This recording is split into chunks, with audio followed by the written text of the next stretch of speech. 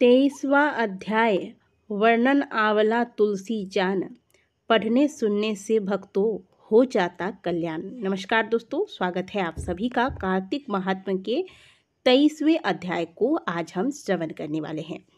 तो ये अध्याय जो है वो थोड़ा बड़ा है, इसलिए कथा को जल्दी से आरंभ करते हैं। जय श्रीमन नारायण।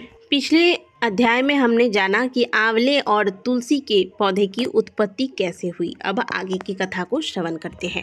नारद जी बोले, हे राजन, यही कारण है कि कार्तिक मास के व्रत उद्यापन में तुलसी की जड़ में भगवान विष्णु की पूजा की जाती है।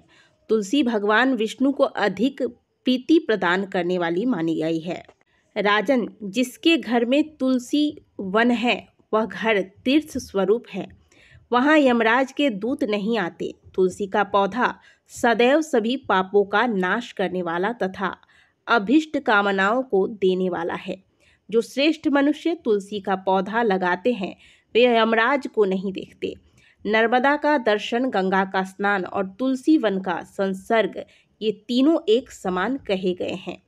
जो तुलसी की मंजरी से संयुक्त हो प्राण त्याग करते हैं वह सैकड़ों पापों से युक्त ही क्यों न हो तो भी यमराज उसकी ओर नहीं देख सकते।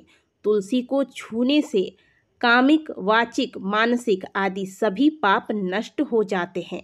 जो मनुष्य तुलसी दल से भगवान का पूजन करते हैं वह पुनः गर्भ में नहीं आते और जन्म मरण के चक्कर से छूट जाते हैं। तुलसी दल में पुष्कर आदि समस्त तीर्थ, गंगा आदि नदियाँ और विष्णु प्रभृति सभी देवता निवास करते हैं। हे राजन, जो मनुष्य तुलसी के काष्ठ का चंदन लगाते हैं उन्हें सहज ही मुक्ति प्राप्त हो जाती है और उनके द्वारा किए गए पाप उनके शरीर को छू भी नहीं सकते। जहाँ तुलसी के पौधे की छाया होती है वहीं पितरों की तृप्ति के लिए श्राद्ध करना चाहिए। जिसके मुख में, कान में, मस्तक पर तुलसी का पत्ता दिखाई देता है उसके ऊपर यमराज भी दृष्टि नहीं डाल सकते, फिर दूतों की तो बात ही क्या है। जो प्रतिदिन आदर पूर्वक तुलसी की महिमा सुनता है वह सब पापों से मुक्त हो ब्रह्मलोक को जाता है। इसी प्रकार आंवले का महान वृक्ष भी सभी पापों का नाश करने वाला है। आंवले का वृक्ष भगवान विष्णु को प्रिय है। इसके स्मरण मात्र से ही मनुष्य गोदान का फल प्राप्त करता है। जो मनुष्य कार्तिक में आंवले के वन में भगवान विष्णु की पूजा तथा आंवले की छाया में भोजन करता है उसके भी पाप नष्ट हो जाते हैं। आंवले के छाया में मनुष्य जो भी पुण्य करता है वह कोटि गुना हो जाता है। जो मनुष्य आंवले की छाया में कार्तिक मास में ब्राह्मण दंपति को एक बार भी भोजन देकर स्वयं भोजन करता है वह अन्न दोष से मुक्त हो जाता है। लक्ष्मी प्राप्ति की इच्छा रखने वाले मनुष्य को सदैव आंवले से स्नान करना चाहिए। नवमी, अमावस्या, सप्तमी, संक्रांति, रविवार, चंद्र ग्रहण और सूर्य ग्रहण के दिन आंवले से स्नान नहीं करना चाहिए। जो मनुष्य आंवले की छाया में बैठकर पिंडदान करता है उसके पितर भगवान विष्णु के प्रसाद से मोक्ष को प्राप्त करता है। जो मनुष्य आंवले के फल और तुलसी दल को पानी में मिलाकर स्नान करता है उसे गंगा स्नान का फल मिलता है। जो मनुष्य आंवले के पत्तों और फलों से देवताओं का पूजन करता है उसे स्वर्ण, मणि और मोतियों द्वारा पूजन का फल प्राप्त होता है।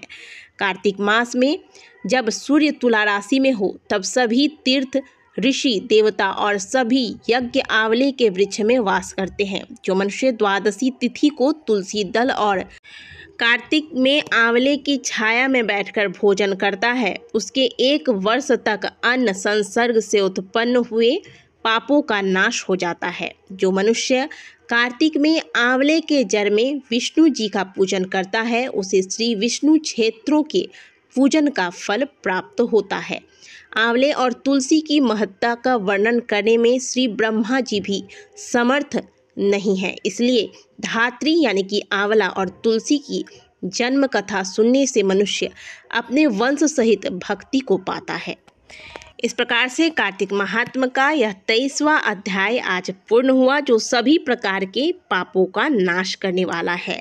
इस कथा में हमने आंवले और तुलसी के पूजन के महत्व को समझा तथा इनके पूजन का क्या फल है ये भी जाना, और ये क्यों भगवान विष्णु को प्रिय है ये भी हमने कथा में श्रवण किया।